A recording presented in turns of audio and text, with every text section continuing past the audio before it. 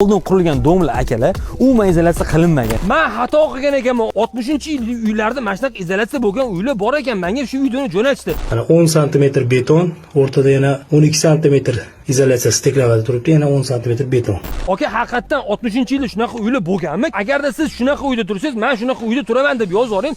Bilaylik, bunaqa baxtli insonlar nechta ekan, lekin men bilaman, ko'pchilik bunaqa uyda turmaydi. Chunki bilamanki, qishda sovuqda, yozda issiqdan azob chekadi. Buni bir umr shunaqa bo'lish kerak ekan, dom shunaqa ekan deb o'ylashyapti.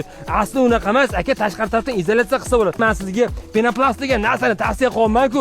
Pokagin yonib ketadi-ku, deydiganlar akalar bekorlarni 5 tasini akajonim. Unaqa emas. Penoplast yonmaydi, yonmasligini bir necha bor isbotlab ko'rsatib berganmiz akajon. Menimcha siz borku, bunaqa ma'lumotlarni bilmaysiz. Chunki hali ham profilga obuna bo'lmaganmiz. Agar hozir obuna bo'lmasangiz, yana izdan chiqib ketib qoladi. Shunaqa qurilish haqida ko'p foydali ma'lumot bilan quruq qolib ketasiz akajon. Hozir obuna bo'ling. Xullas akajonim, bizni bu penoplastni tashqi tarafdan xohlasangiz 5, xohlasangiz 10, xohlasangiz 15, xohlasangiz plotus yumshoq, xohlasangiz qattig'ini qilib beramiz.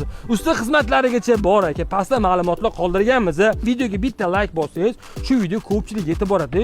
Ko'pchilik foydalanadi akajon.